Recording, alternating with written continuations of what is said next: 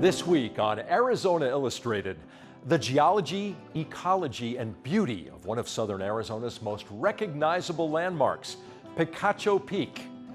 Catching air for nearly 4 decades, a healing touch for kids with special needs, and a look back at the man in trial that came to symbolize the financial crisis in 1992 from the vault.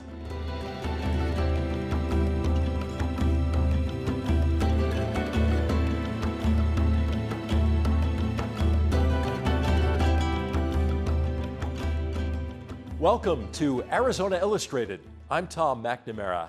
A 2-hour drive from Tucson to Phoenix doesn't offer much in the way of scenery.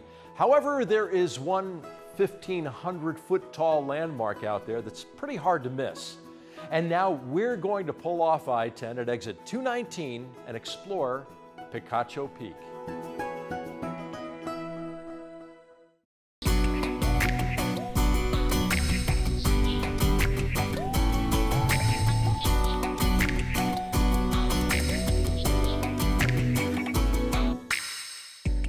I think it's beautiful. I've always been intrigued by the cactus and the nature, and we just love to be outside.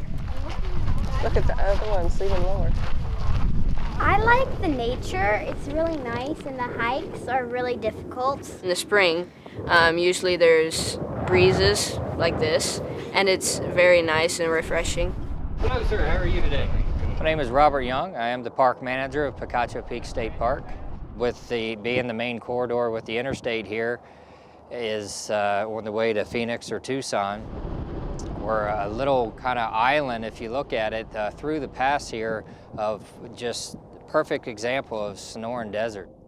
The park offers, of course, the unique shape of the mountain and the geological aspect of that, but you have the great Sonoran Desert environment here, and in the springtime you can have the Mexican gold poppies, and Pichacho Peak State Park is one of the best places to view the Mexican gold poppies. And on a great year, it just blankets the mountain. It's just a total blanket of yellow.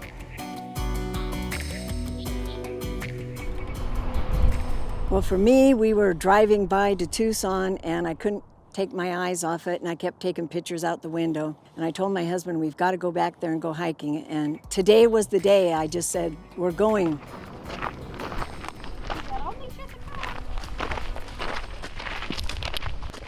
So anybody who's hiking up this trail to Pichacho Peak, you know, you don't want to be spending all your time thinking about how tired you are. You want to look down and look at gas bubbles, fossil gas bubbles in the volcanic material. And then the gas came out of these bubbles, leaving holes. That is, we call them vesicles. Geologists would never just simply call them holes. You need a fancier term, vesicles. My name is George Davis. I'm a Regents Professor Emeritus, University of Arizona, Department of Geosciences. Arrived there in 1970, right out of grad school. There was a time where the geological word on Pichacho Peak was that it was the throat of a volcano, preserved, like a big spine, like a conduit to the surface. Enter geological mapping. It turns out that can't be supported. Instead, Pichacho Peak is made of flows that are now tilted on their side. And the volcano that erupted these flows was located 10 kilometers away.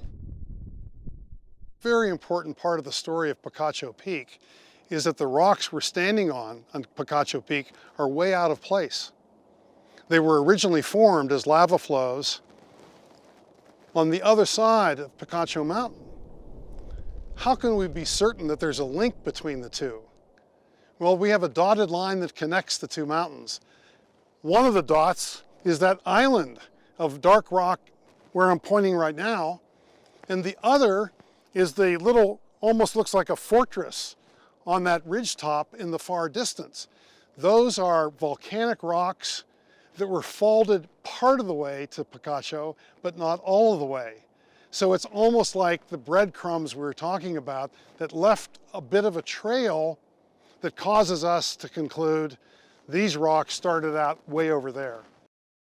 So we have Pichacho Mountain, we have Pichacho Peak. Almost no one looks at Pichacho Mountain because Pichacho Peak is so interesting as a landform.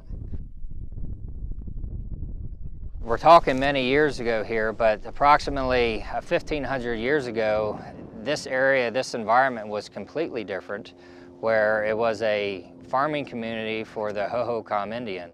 There was actually some running water and so forth. So the history of this area does date back to early Native American with the Hohokam. Throughout history, you know, the peak itself, Pichacho Peak, was a landmark throughout time. Behind me you'll see the monument for the Mormon Battalion.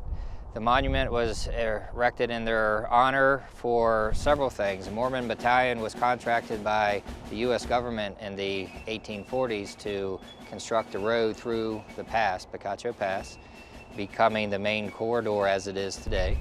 Not only did construct that road, but they camped here as well in their journeys to California. Ready, fire! One of the special events at Pichacho Peak State Park is our annual event called Civil War in the Southwest. That is a reenactment of the engagement of the Civil War battle that took place here. We also add 2 New Mexico territory battles as well. And we see, on average, 200 plus reenactors that come out to participate for that weekend. We see generally 3,200 to 4,500 spectators come out for that event.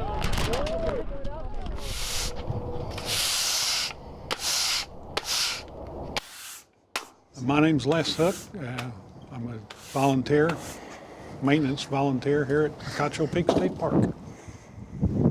We love to camp. My wife and I raised our kids in the campground. This is a way to give back for all that. We like to talk. We love people, and just to get out in God's creation and see the beauty in the United States. I hate to be disparaging, but the drive from Phoenix to Tucson or Tucson to Phoenix is not very exciting geologically. There's a lot of alluvium there. And what makes Pichacho Peak so fascinating as a landmark, it's something to look at along the way. And it is so strong and resistant to erosion that it's held out much longer than the other rocks that were here at one time. I started at Pichacho back in the 80s, and it's been going on since then. I like to come up at least a couple times a year, oftentimes more than that in the springtime. And I like the challenge, and I love coming out when the wildflowers are in bloom. It's beautiful. I've been here approximately 10 times. It's fabulous, it's challenging, makes me feel alive. It's good to know at my age I can do it, and I get to tell everybody about it and show them the pictures. How old are you? I'm 73. My name is Xavier Holmes and I am 5 years old. Keep walking around. Easy and hard because the rocks are slippery and you have to climb up them. I didn't like when we first got here, all those stairs.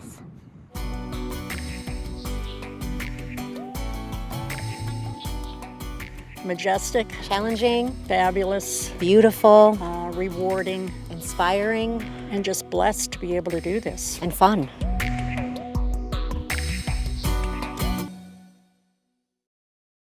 Before you hike anywhere in Arizona, be sure you have enough water and proper footwear. Those trails can be steep and pretty challenging.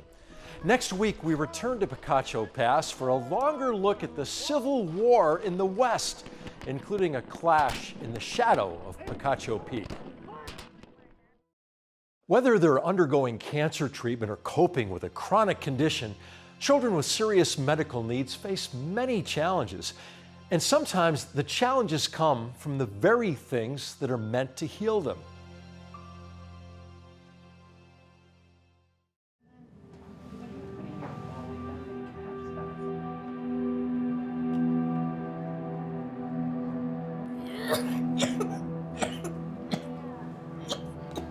I've sat with people, I've loved people, I've held people, I've been present with enormous suffering.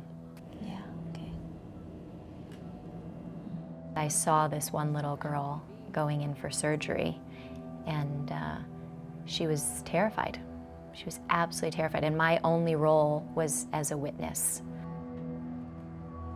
16 years ago, Shay Bider was a pre-med student learning a hard lesson, that healing and hurting can go hand in hand.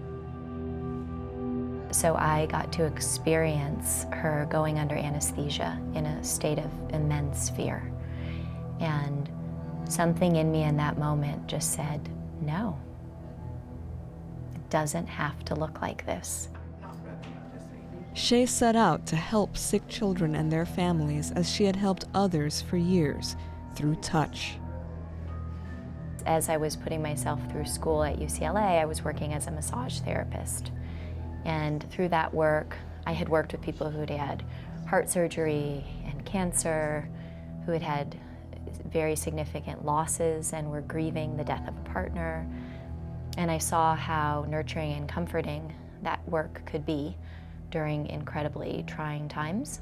And so I started a program just by simply bringing in gentle touch and massage to children in the hospital. Over time, Shay's program and her vision grew into the Tucson-based nonprofit Integrative Touch for Kids, which serves children with any special medical need, whether it's an acute illness or a lifelong disability. To do that, Integrative Touch for Kids, or ITK, offers a variety of programs, from a week-long retreat for families to ongoing support groups and playdates, as well as massage and other therapies for hospitalized children and their caregivers. When a child has special needs, a family has special needs, period. You need to care for, support, nurture, and treat every member of that family. And that creates a direct experience of support that helps them to endure things that sometimes in that moment they don't think that they'll be able to endure. Okay, this goes on the other side. Bree Seward has had moments where she doubted what she could endure. She's the single mother of 2 boys, 2-year-old Julian and 5-year-old Sebastian, whose medical needs were a mystery at first. Around 2, there started to be a difference between him and peers. There would be times in public where he would just put himself down on the ground in the middle of a mall or museum or huge places, just put himself on the ground and kind of hug the floor. It would hurt him when you put on lotion and sunscreen. Or doctor's offices, there would be screaming, holding down, and you just think, well, he doesn't like doctor's offices. Who does? But doctors would be like, this is crossing the line. This isn't necessarily normal. No. At 3, Sebastian was diagnosed with autism. Shortly after that, Julian was born 3 months premature and for a time had problems with his underdeveloped lungs. With help from her parents, Bree juggles caring for her boys with keeping track of their physical, occupational, and speech therapy appointments and advocating for their educations and medical care. Your day off. It's like looking at this mountain right now that I need to figure out myself while I'm trying to be a mom and just do, let's play trains on the floor, what do you need to eat, let's make sure you get your vitamins. And there's no class for that. There's no like, you're a mom, if you're a special needs mom, sit down and these, you just have to learn on your own. Okay. Bree learned she wasn't on her own when she and her family took part in an ITK retreat. And they really take care of us during that healing retreat and teach us that it's okay to take time to yourself, because that's the only way you can care for other people is if you're good and if you're rested and you're well. And it just gives you such an opportunity to come together with other families that are going through the same struggles. We went on their healing retreat last summer, and we came out of a week of this healing retreat different people. Climb, you can do it. Bree says Integrative Touch for Kids has transformed her boys as well, particularly Sebastian.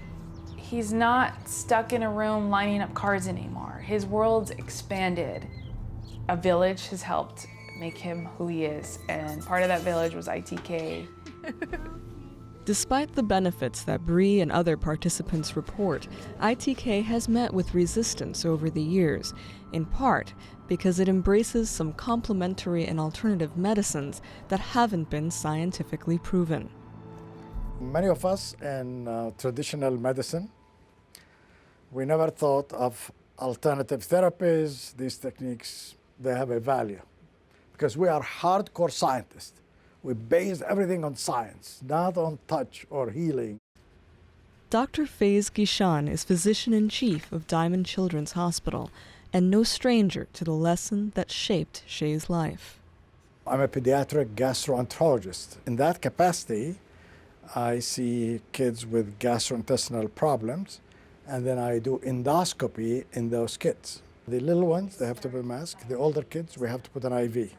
And those are two traumatic things. We used to chase them sometimes in the hallways to give them a shot to sedate them, and then we carry them and put them on the table to do the procedure.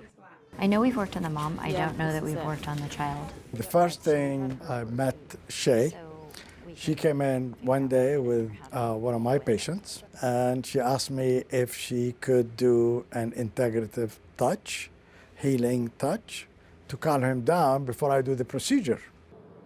She put her hand over his chest and rubbed it a little bit, and all of a sudden, this young man is almost asleep without anesthesia. And I was so impressed. I said, oh my God, Shay, from now on, every time I'm gonna do a procedure, you need to come and basically do whatever you do to really calm the kids down. I'm so grateful for Shay and her volunteers who really help our kids to have a better life through this integrative touch. This is gonna be so much fun. All right, let's go make toys. Most of Shay's volunteers come from ITK families themselves. They give their time to other ITK families to keep the program going. On one Saturday afternoon, they gather to make teddy bears for other children who are ill. Do you think he might be a good friend? Yeah. When I think about the legacy of Integrative Touch for Kids, I don't care about buildings. I don't care about stuff. I think about wanting to create a community of people who have systems in place that support them in providing love through times of suffering. And if I can help to create mechanisms that enable people in our communities to do that, to rise up and to meet suffering with love more fully, more completely, with more opportunity, then that's enough. Bree Seward sees the legacy of Integrative Touch for Kids every day in her boys. What's important for me is having my boys see the outpouring of community and service that ITK brings. And I want them to grow up being a part of that. Just day to day, getting to the next thing was difficult. And now that we see them blossom and grow, and to be a part of, a place like ITK that gives them an environment, a loving, peaceful place to grow and share with other families' experiences and help each other. It's just the biggest blessing, and we value it so much, and we're very grateful. Like what you see on Arizona Illustrated? Visit our webpage at azpm.org to watch and share videos from this episode. You'll also find stories from future programs, an easy way to submit your own story idea, an archive of past episodes of Arizona Illustrated, and you'll find everything you need to stay connected with public broadcasting in Southern Arizona. azpm.org. As you get older, there's a tendency to become less active. Most of us slow down a bit. We take it easy, a few less risks, right? Well, not Warren Stevens. He's just getting started.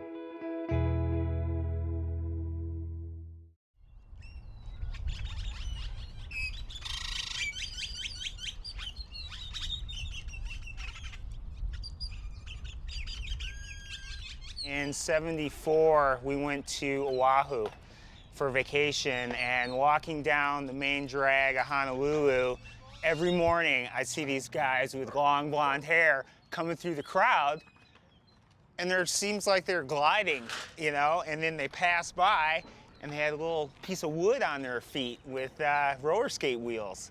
And I thought it was the most amazing thing I've ever seen in my life.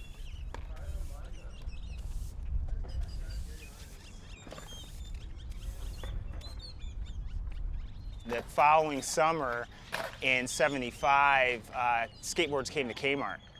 And all the kids in the neighborhood, boom, we all had them. And the craze began.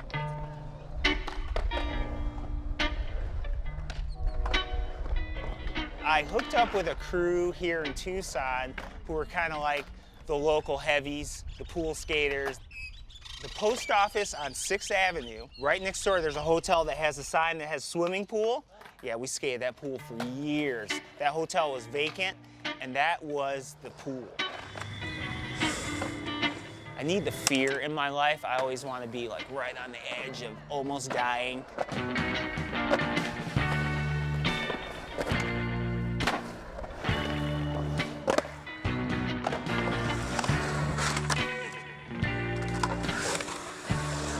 I'm almost exclusively vert. This is where I'm at home. The big stuff. It's like any sport you do, once you have something on lock and you have it in your back pocket, you can always go to that. I have my list of what I want to do in my run, and you just start pulling them off. I can take a shot.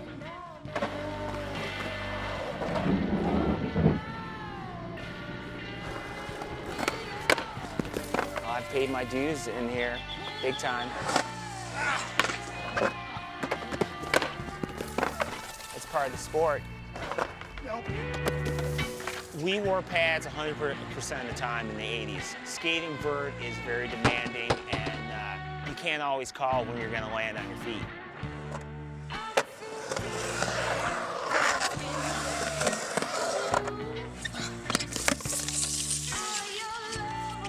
I had a good one in here. I fractured my pelvis in here, and that one hurt. That took a couple months off.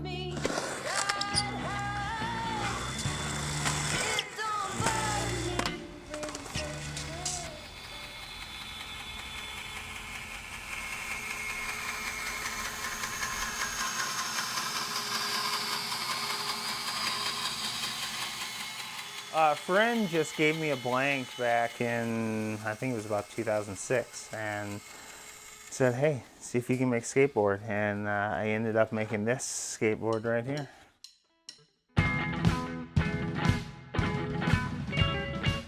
Ended up getting a logo and getting a name. We're called Concrete Warriors. And this is where we are in 2016. I love shaping boards and giving back to a sport that I love, and who knows, one day we might get on the map. I've known Tony for over 20 years. When you go skate at a new park, you skate at a ramp, there's always professionals rolling up from time to time, and they'll let you know if you got game. So people know me. A little over a year ago, I was at Tony's warehouse. We did a trick called an Andrect. It's a hand plant. So we did it together simultaneously. Looking back, thinking he's bigger in life, and next thing you know, standing up on the deck with him and going toe to toe.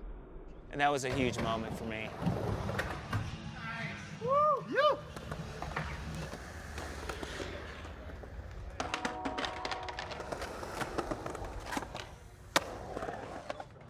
When I was in my 20s, was in the late 80s, and you had your top pros, but everyone else, no one else was making money, so it wasn't even, you couldn't even think of yourself as being a professional. We always just did it for fun. And I still do it for fun.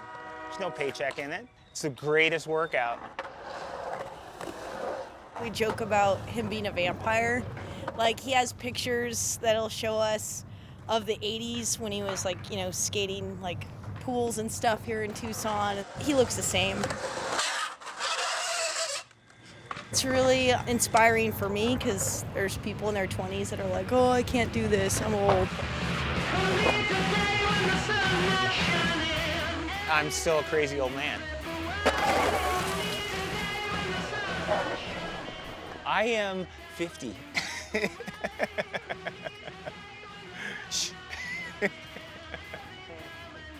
But it's just a number.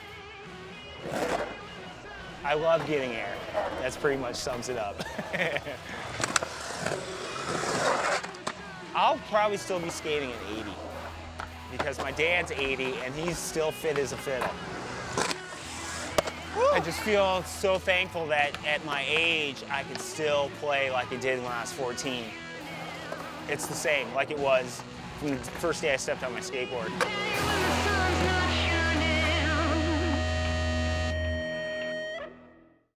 Before the Great Recession, there was the savings and loan scandal of the 1980s and 90s. When Lincoln Savings and Loan collapsed in 1989, it cost the federal government over $3 billion, and some 23,000 Lincoln bondholders were defrauded, many investors losing their life savings.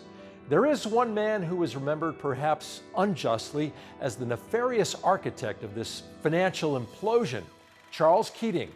We look back at his trial and legacy from the vault. Charles Keating Jr. has come to symbolize the savings and loan scandal in this country.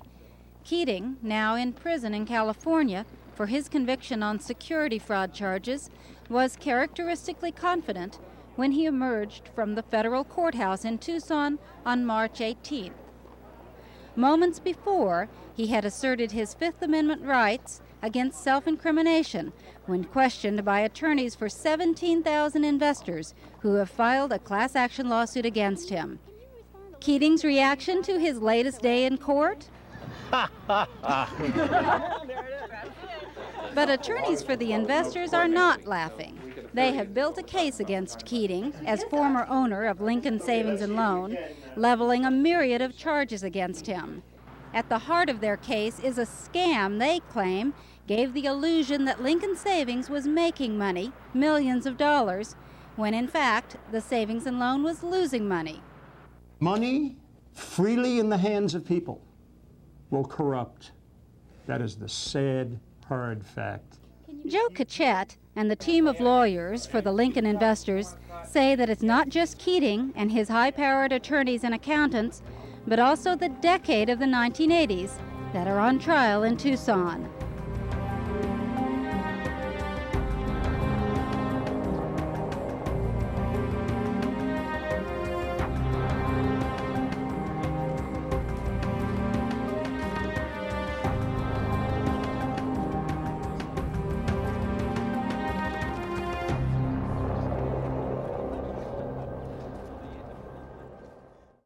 Thank you for joining us here on Arizona Illustrated. Next week, they clean the air, provide shade and shelter, and calm the soul. Trees. The 20th century's premier political prankster, Dick Tuck. And a look back at some of the westernmost battles of the Civil War right in the shadow of Pichacho Peak. I'm Tom McNamara. See you next week.